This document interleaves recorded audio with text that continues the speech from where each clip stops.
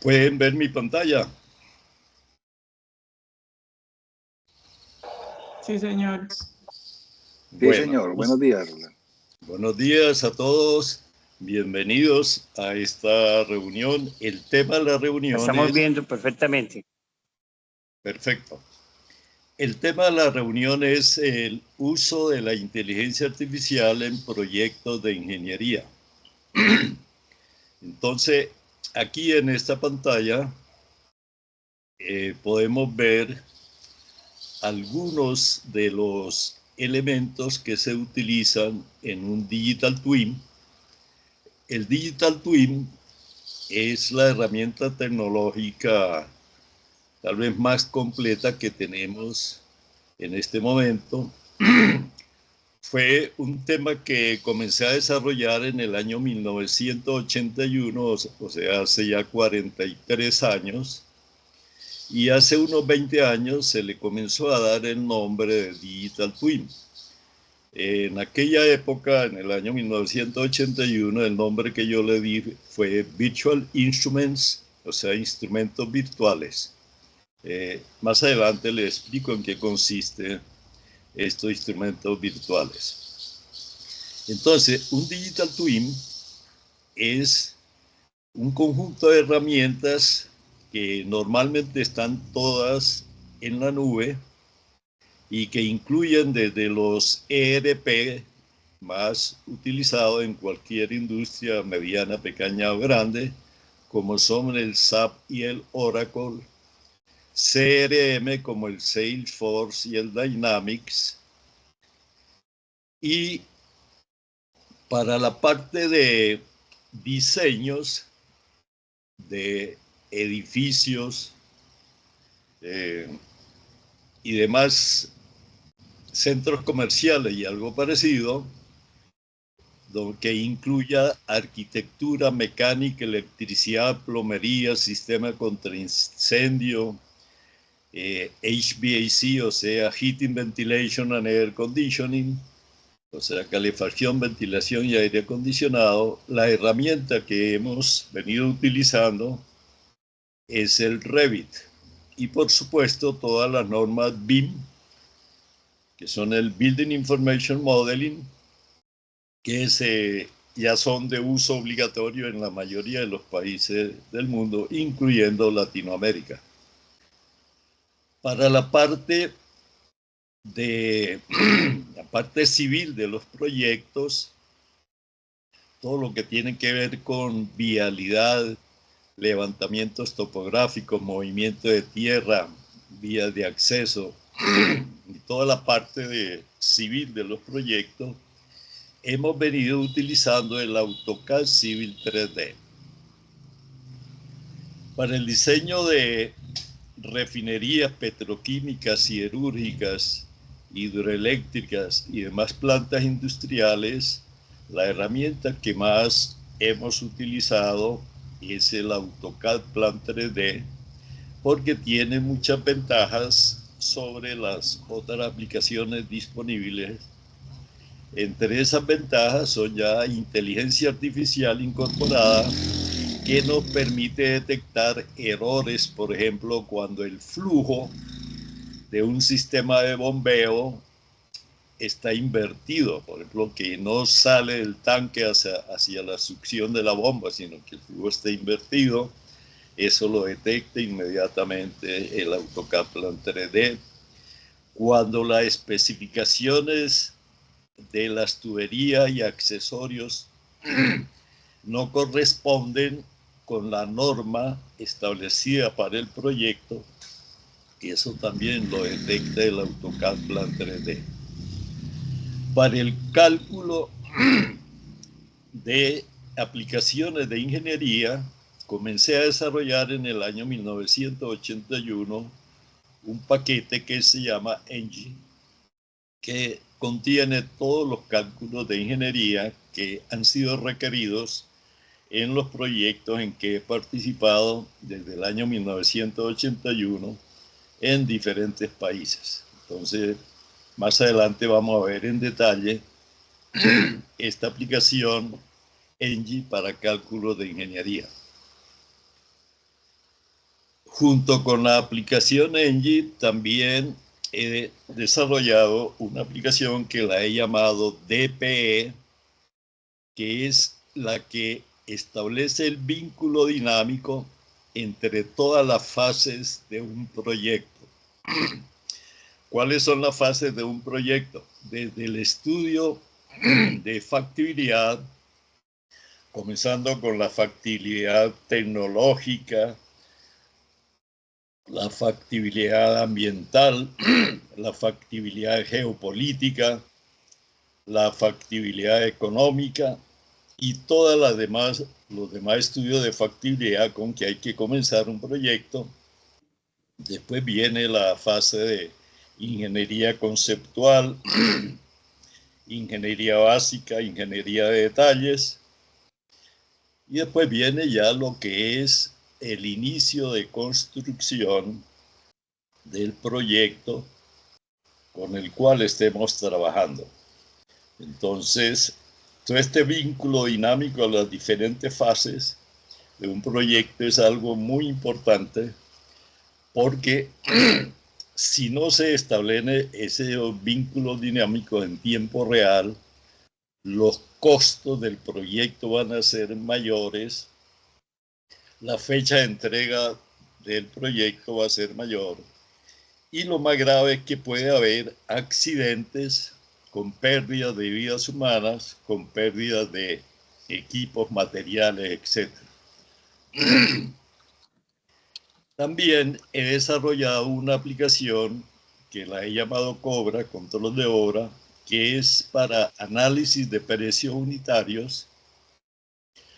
Entonces, para el caso del presupuesto de un proyecto, el primer presupuesto es el que se obtiene exportando los datos de diseño desde las diferentes herramientas que se estén utilizando, como el Revit, el AutoCAD Plan 3D, el AutoCAD Civil 3D.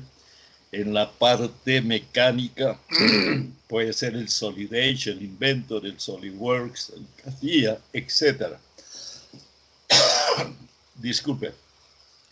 Entonces, el presupuesto número 1 es el que se obtiene exportando el proyecto desde las herramientas de diseño hacia Excel. El presupuesto número 2 es el que se obtiene exportando ese presupuesto que ya se elaboró a Excel. Se exporta un paquete de análisis de precio unitario que puede ser el Cobra, el que yo desarrollé, o puede ser el que se esté utilizando dentro del proyecto. Ese va a ser el presupuesto número 2. El presupuesto número 3 es cuando se exporta ya ese presupuesto 2, se exporta a Project. Podría ser a Project Primavera. Durante varios años el líder fue Primavera, pero en los últimos años el líder es Project. Entonces exportamos el presupuesto 2 a Project. En Project solucionamos todos los problemas que se pueden presentar en un proyecto, como son recursos sobreasignados, errores de planificación y otro tipo de errores que no se pueden detectar con las herramientas anteriores.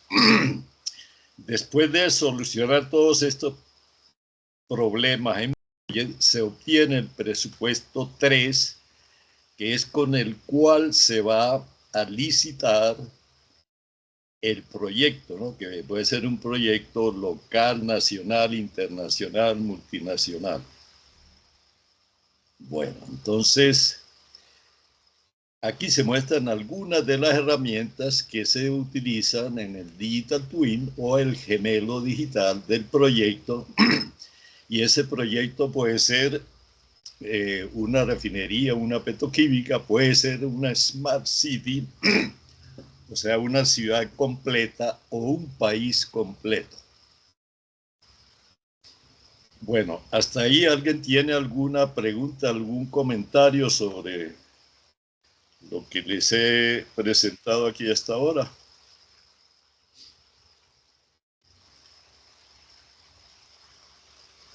Bueno, si no hay pregunta o comentario, entonces continuamos. Para los que no han trabajado con Digital Twins, entonces este es un gemelo digital, o sea, un Digital Twin que fue desarrollado por la empresa Aviva del Reino Unido para la empresa ADNOC de los Emiratos Árabes Unidos. En este gemelo digital se están integrando 14 empresas. ¿Cuáles pueden ser esas 14 empresas? Pueden ser 5 refinerías, pueden ser 4 empresas aguas arriba, o sea, las empresas que procesan, transportan el gas natural o el crudo. Puede ser 4 empresas aguas abajo, que podrían ser las empresas petroquímicas que utilizan los productos de las refinerías para convertirlos en productos petroquímicos. Entonces, en este gemelo digital se está llevando el control de 200.000 puntos críticos de todas las 14 empresas. Obviamente, esa información tiene que estar protegida por ciberseguridad para evitar que personas no autorizadas produzcan cambios en la información de estas 14 empresas. Y obviamente toda esta información es en tiempo real 24/7.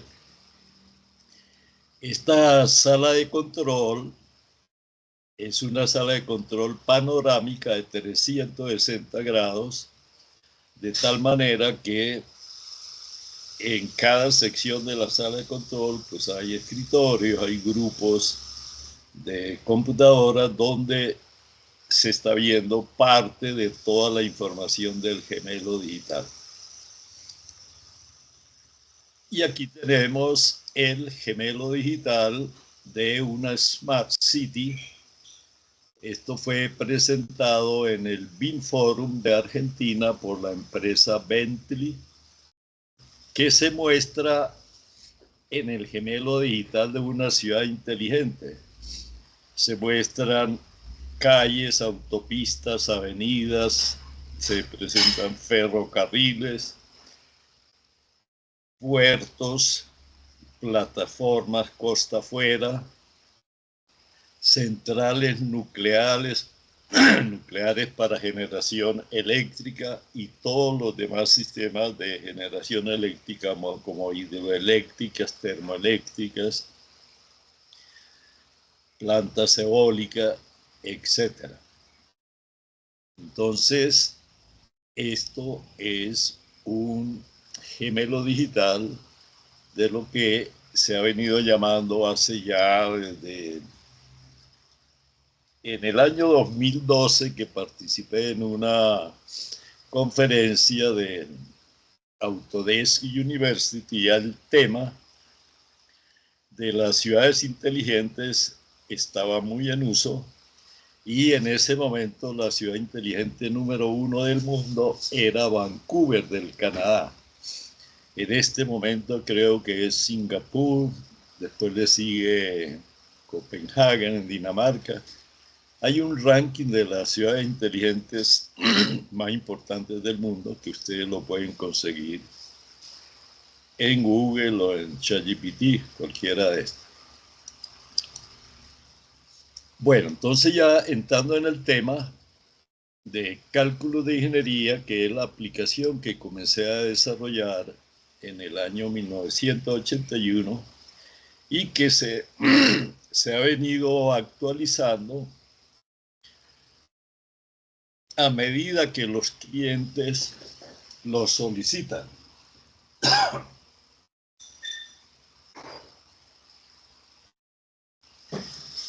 Una de esas actualizaciones, la recuerdo mucho, Fue el 31 de diciembre del año 2002. En esa época yo estaba viviendo en Venezuela. Ese fue uno de los muchos países donde estuve trabajando. En total estuve 46 años fuera de Colombia. Y en el año 2002 había una huelga nacional y ese 31 de diciembre a las 7 de la noche me llamó un ingeniero que había tomado el curso de cálculos de ingeniería conmigo y me dijo que estaban en emergencia como consecuencia de la huelga nacional. No tenían gas disponible para operar la planta de Venalum, que era la planta más importante para producir aluminio metálico. Entonces, a esa hora, a las 7 de la noche del 31 de diciembre del año 2002, tuve que suspender los preparativos de la fiesta de fin de año para dedicarme a desarrollar un módulo nuevo en los cálculos de ingeniería. Ese módulo nuevo era placas de orificio para medir fuel oil número 2 o número 6, que era el que se iba a utilizar como combustible en reemplazo del gas natural que no estaba disponible por efecto de la huelga nacional que estaba ocurriendo en todo el país. Entonces, lo comencé a las 7 de la noche y como a las 10 de la noche ya se lo entregué a este ingeniero, porque él a las 7 de la mañana, en la reunión de emergencia, tenía que ya dar información de cuánto iban a ser los flujos de fuel oil número 2 y número 6 que iban a utilizar en reemplazo del gas natural. Bueno, entonces como parte del gemelo digital, una herramienta muy utilizada son los KPI, que son los Key Performance Indicators, o sea, los indicadores claves de desempeño.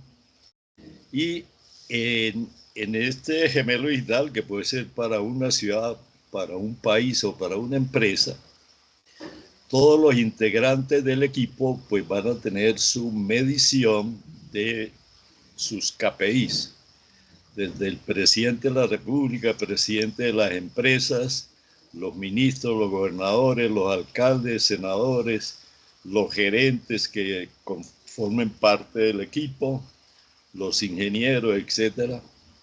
Y esos KPI van a tener su zona verde, amarilla, naranja y roja.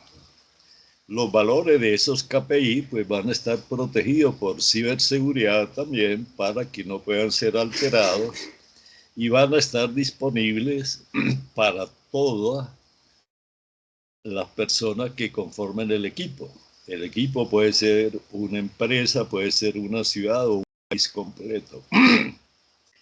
Entonces, cuando cualquier integrante del equipo salga de la zona verde, va a recibir automáticamente un mensaje informándole que su desempeño no está acorde con las expectativas del proyecto y que por lo tanto le da los valores que está obteniendo contra los objetivos y una lista de sugerencias para regresar a su zona verde. Si esa persona no logra mantenerse en la zona verde, en lo que pasa a la zona amarilla, naranja y llega a la zona roja, inmediatamente es reemplazado por el que tenga el KPI más alto de un grupo de 3. Entonces, el equipo, todos los integrantes del equipo van a tener sus indicadores de KPI y el cambio ocurre en forma automática, no hay que esperar 4 años, ni 5 años, ni 75 años. para que un integrante de un equipo sea reemplazado. Bueno, y aquí les muestro ya algo de la vida real. En el año 1981 yo comencé a trabajar en este proyecto. Yo estaba trabajando con la empresa Lurgi de Alemania, el cliente era Lusuit de Suiza. Esta es una planta para calcinación de alúmina. Era el proyecto más avanzado del mundo en el año 1981. El sistema de control de proceso en esa época era el Honeywell TDC-2000. Perdón. El Motor Control and Interlock System era de la empresa Siemens de Alemania. Y en este proyecto, que como les dije, era el más avanzado del mundo, en 1981, yo logré hacer 48 mejoras al diseño original de esta planta. Esta información de esas 48 mejoras que dieron como resultado un aumento del 25% en la producción de esta planta, está documentado en una conferencia que dicté en Denver, Colorado, en febrero de 1987. Se pueden ir a Google, a cualquier medio de información y pueden buscar el libro de Light Metals. Lo estoy viendo por acá, un libro que tiene como unas 3.500 a 4.000 páginas, donde están las conferencias que se dictaron en ese evento, que es un evento internacional. Entonces, lo importante de todo esto es que esas mejoras dieron como resultado un aumento del 25% en la producción de esta planta. Y para lograr esas mejoras, algunas de las cosas que yo hice fue los instrumentos virtuales, virtual instruments. ¿En qué consistían esos instrumentos virtuales?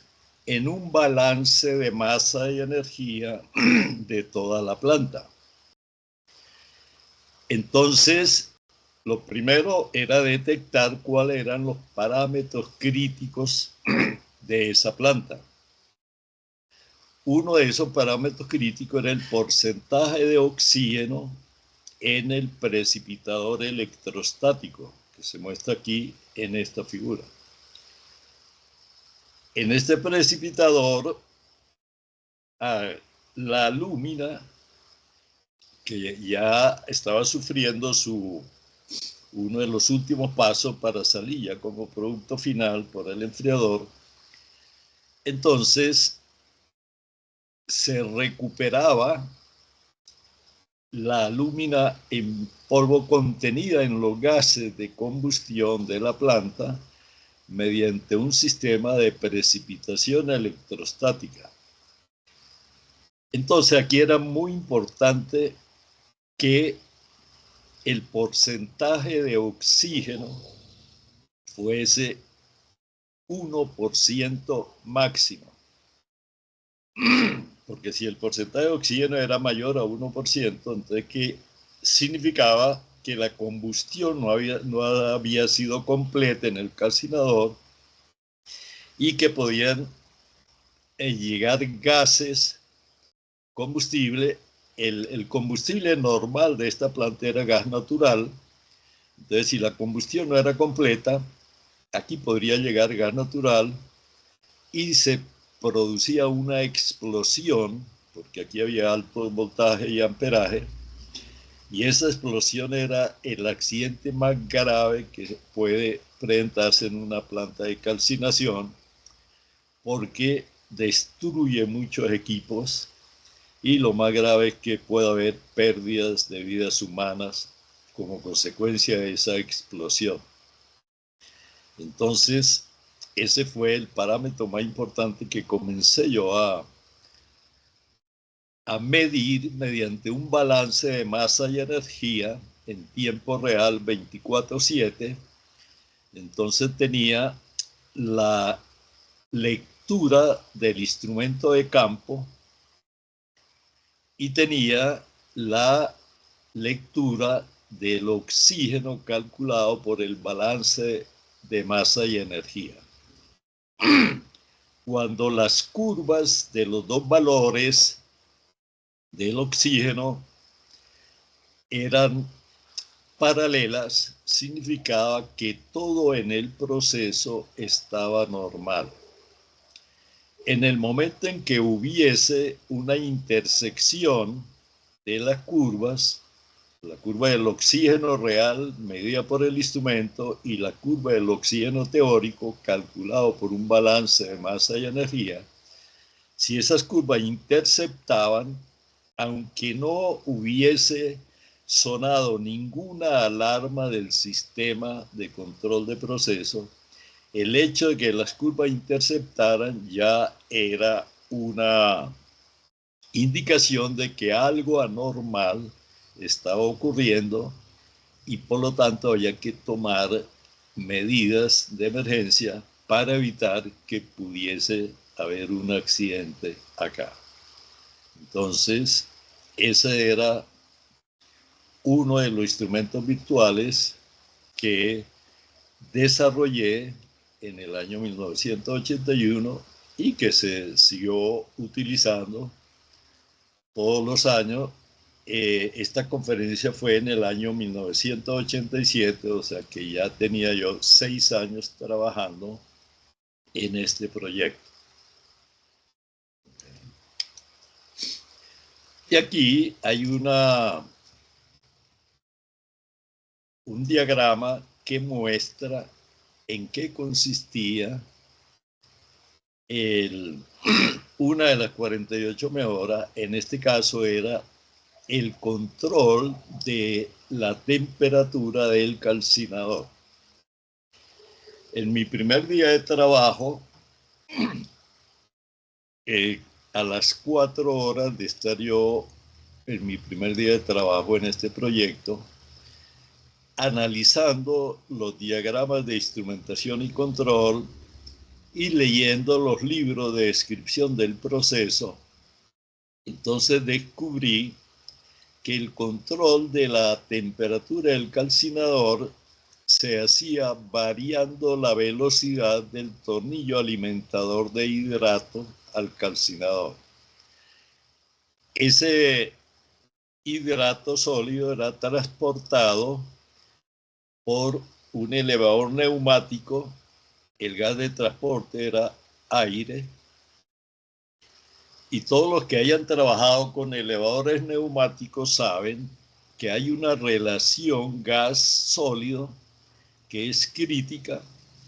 Si esa relación baja del valor predeterminado, el elevador neumático colapsa y en este caso la planta va a parar debido a esta falla en el suministro de hidrato, que es el que va a producir la alúmina calcinada, que a su vez es la materia prima para producir el aluminio metálico. Entonces, esto lo detecté a las 4 horas en mi primer día de trabajo y miré en el plano de instrumentación y control la persona que autorizaba los cambios. Como ustedes saben, en cualquier proyecto industrial, llámese refinería, petroquímica o cualquier proyecto industrial, los planos tienen unas aprobaciones de todos los cambios que han ocurrido a lo largo de la diseño, construcción de la planta. Entonces vi el nombre de la persona que autorizaba ese cambio. Era un inglés, este proyecto, como les dije. El cliente era la empresa Lusuit de Suiza. La planta donde yo estaba trabajando era la empresa Lurgi de Alemania. Las oficinas de este proyecto estaban en la torre sur del World Trade Center en Nueva York, las dos torres que fueron destruidas por el terrorismo del 1 de septiembre, del 11 de septiembre del año 2001. Bueno, entonces, en esos planos aparecía la firma de esa persona, y cuando yo fui a explicarle que ahí había un error de diseño, él me dijo, bueno, yo aparezco firmando, pero en realidad yo no soy el responsable de esta área, este es el área 45. Entonces, él me dice, a las 5 de la tarde, de lunes a viernes, yo tenía que firmar 20 o 30 planos que salían de Nueva York para la planta donde se estaba construyendo. Entonces, esos planos yo los firmaba, pero yo no soy el especialista en el área 45, que es la que corresponde a esta parte de la planta. Entonces me llevó a la oficina del jefe del área 45, que era otro inglés. Le expliqué y él me dice, todo lo que me está explicando tiene lógica, tiene razón, y aparentemente hay un error de diseño. Vamos a tomar nota, vamos a analizar todo. Bueno, sí, y definitivamente este fue uno de los 48 mejoras al diseño original de esta planta. ¿Alguna pregunta, algún comentario de lo que hemos visto hasta ahora?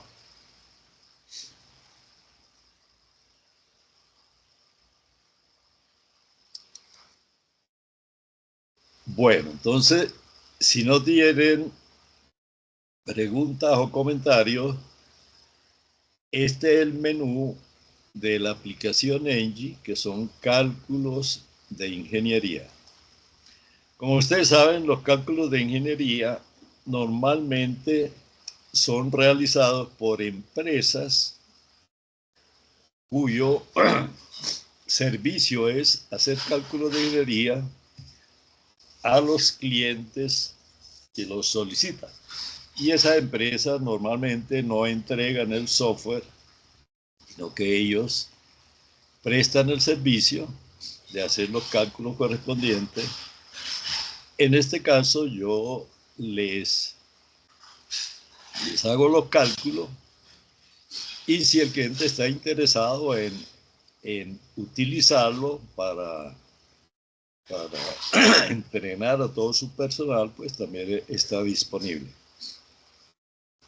Entonces, esto cubre todo lo que he necesitado desde el año 1981 hasta la hora, hasta la fecha de hoy. Y algunos de los más importantes son los sistemas de bombeo. Como ustedes saben, el bombeo de líquidos es algo muy común en una refinería, en una petroquímica, en una siderúrgica, pero también en nuestras casas nos llega agua potable. En las ciudades tenemos acueductos que suministran el agua a los diferentes sectores de la ciudad. Hay estaciones de servicio donde se suministra gasolina, fuel oil y demás combustibles líquidos que ahí deben ser bombeados. O sea que los sistemas de bombeo de líquidos, inclusive sólido en suspensión es algo que se utiliza mucho en cualquier tipo de industria. Entonces, vamos a ver cómo funciona esta aplicación de cálculos de ingeniería en el tema de lo que son sistemas de bombeo. Entonces aquí tenemos un sistema de bombeo. En este caso vamos a hacer el cálculo de la caída de presión por fricción en las tuberías de succión de las bombas P81-4A y B. Este es un proyecto de la vida real. El software me va llevando por las celdas donde debo introducir datos. Entonces la primera pregunta que me hace es ¿cuántos tramos de tubería son? Aquí para este cálculo de la caída de presión por fricción en la succión de estas bombas son 2 tramos de tubería. Y el siguiente dato que me pide es el tag number o la identificación de las bombas. En este caso es la P81-4A y B, que como les dije, este es un proyecto de la vida real. Después, las iniciales de la persona que está haciendo el cálculo, en este caso Roldán Duarte Olín. La fecha en que se está haciendo el cálculo, en este caso es el 25 de julio del año 2024. La identificación de este tramo de tubería, entonces tubería de succión de las bombas P81-4A y B. Y viene el primer tramo. Vamos aquí a reducir un poco esto. Entonces, ocultar o contraer la cinta de opciones. Ok, para tener más visibilidad de este diagrama. Entonces, en este caso, este isométrico es un isométrico que fue elaborado manualmente para este proyecto, pero hoy en día la mayoría de los isométricos ya no se dibujan manualmente, sino que se dibujan utilizando aplicaciones como el AutoCAD Plan 3D. Y en el curso de AutoCAD Plan 3D les enseño cómo elaborar este isométrico directamente en AutoCAD Plan 3D. Entonces aquí el tramo AB es el primero de estos 2 tramos que corresponde desde la brida de succión del tanque hasta esta brida en este tramo. Y aquí me está pidiendo la especificación de la tubería. Entonces la especificación es la 400 WPT 81116A, donde 400 es el diámetro nominal de la tubería, 400 milímetros equivale a 16 pulgadas, WPT es agua pretratada y está en el área 81 de la planta. Esta planta tenía unas 100 áreas más o menos, y el área 81 era el área de servicios de esta planta, de este proyecto. Después está pidiendo la identificación del isométrico. Esta identificación tiene que seguir normas internacionales. Entonces aquí está el número del isométrico, el 5533 y los demás números. El tramo AB comienza en la brida de descarga de este tanque, el tanque T813, que comienza en esta brida de salida del tanque hacia la tubería. Okay.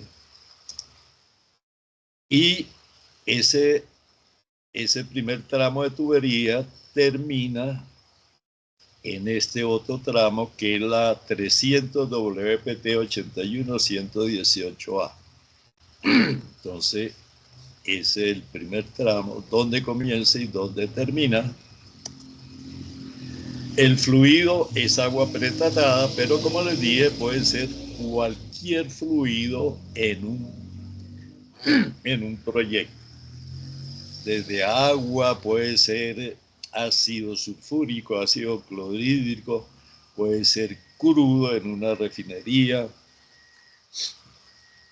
cualquier líquido que haya que bombear en el proyecto. Entonces, el siguiente dato es la temperatura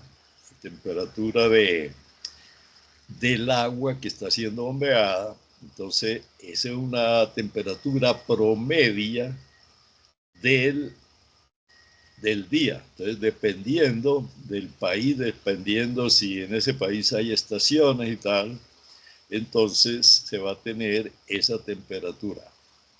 Porque en este caso era 30 grados.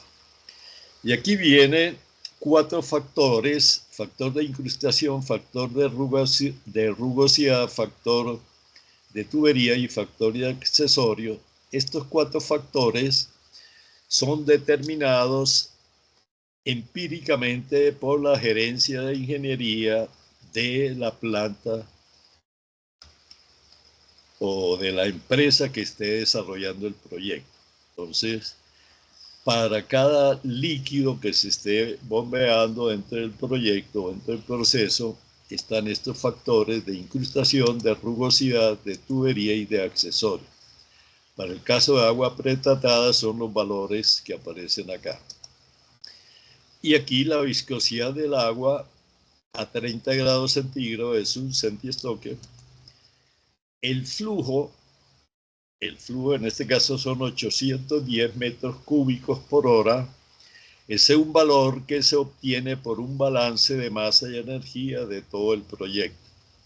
Entonces, en esta área, para estas bombas, el valor del agua que va a ser movido por esta bomba es de 810 metros cúbicos por hora. El diámetro nominal de esta tubería es de 400 milímetros. El schedule para esta presión de trabajo es 10. Como ustedes saben, el schedule tiene valores que van desde 5 hasta 160. Entonces, a mayor presión, mayor número del schedule. Entonces, para esta presión, para este líquido, la norma especifica schedule 10. Y aquí viene el diámetro interno. Entonces, el diámetro interno, todos los valores que están de color azul son datos de entrada. Pero aquí, a pesar de que este es un dato de entrada, está tomando el valor de la celda C19. Entonces, vamos a colocarnos en la celda D19. Y ahí tenemos ya un primer cálculo que tal vez para ustedes es muy común. Es el uso de la función buscar B. Entonces aquí hay una búsqueda doble y se aplica la función redondear, porque hay que pasar del sistema métrico al sistema inglés y hay que utilizar rangos que están incluidos dentro de la aplicación. Entonces, esto es algo realmente interesante y que es posible que muchas personas no hayan tenido que hacer una búsqueda doble. O sea, usar la función buscar B 2 veces. Entonces, ¿por qué hay que hacer esa búsqueda doble? Porque las tuberías industriales, bueno, en otra oportunidad vamos a ver con más calma una tabla de tubería industrial y ahí vamos a ver que el diámetro depende del schedule. Entonces, como el schedule va desde 5 hasta 160, pues el diámetro nominal depende de ese schedule. Y también una pregunta para todo el grupo: ¿cuántos diámetros tiene una tubería? Si alguien quiere contestar, puede hacerlo por el micrófono. Y si no, puede colocarlo en el chat. ¿Cuántos diámetros tiene una tubería? Bueno, entonces, aquí ya tenemos el primer cálculo, que es el diámetro interno de la tubería, que a su vez es un dato de entrada en caso de que no sean tuberías industriales de acero industrial, sino que si es una tubería de cobre, una tubería de algún material que no son acero industriales, se colocaría manualmente el valor en la celda D19, en la celda C19. Ok. Y todos los valores que están en rojo son valores calculados por la aplicación. Entonces, aquí hay cálculos muy interesantes, como son los cálculos del factor de fricción. Ustedes aquí tienen la ecuación de Colebrook, que permite calcular el factor de fricción. Y ustedes ven que el factor de fricción está en los dos lados de la ecuación. Entonces, cuando ustedes tienen la incógnita en los dos lados de la ecuación, la manera de encontrar, resolver esas ecuaciones por cálculo iterativo. Se supone un valor de la incógnita, se reemplaza dentro de la ecuación, y fíjense que esta es una ecuación complicada porque tiene raíz cuadrada, tiene logaritmos, etc. Entonces, este cálculo manual por el método iterativo les puede tomar horas y es muy tedioso, quita mucho tiempo y es un desgaste de energía que ya hoy en día pues no se justifica. Entonces, tenemos aplicaciones como estas, tenemos inteligencia artificial que nos pueden todavía ayudar más. Bueno, entonces es para que ustedes se den cuenta de cómo se pueden, bueno, primero tener los conocimientos básicos de que si ustedes no tienen una aplicación como esta, tendrían que hacerlo manualmente, y los que no tienen la aplicación, pues la manera de hacerlo es usando el diagrama de Moody. Es muy probable que todos ustedes en sus cursos aprendieron a utilizar el diagrama de Moody para calcular el factor de fricción o coeficiente de fricción. ¿Cómo se usa el diagrama de Moody? Primero hay que calcular el número de Reynolds. Después hay que calcular la relación de rugosidad a diámetro. Entonces, con esos dos datos, conociendo el número de Reynolds y conociendo el factor de rugosidad a diámetro, se sube acá y se desplaza a buscar el coeficiente de fricción. En un cálculo como esto hay que hacerlo cientos de veces, miles de veces, y yo también tuve que hacerlo, y el papel donde estaba este gráfico terminaba con agujeros, ¿no? De tanto estar buscando la intersección entre el número de Reynolds para venir a buscar el factor de fricción. Bueno, entonces no voy a gastar más tiempo en esto. Aquí está el menú de todas las aplicaciones. Entonces, si alguno de ustedes tiene comentarios, preguntas, pueden hacerlo y yo con mucho gusto trataré de responderlos en vivo y en directo en este momento, o por vía WhatsApp, cuando ustedes lo prefieran. Entonces, si alguien quiere formular alguna pregunta, entonces Jordi, puedes habilitarle el micrófono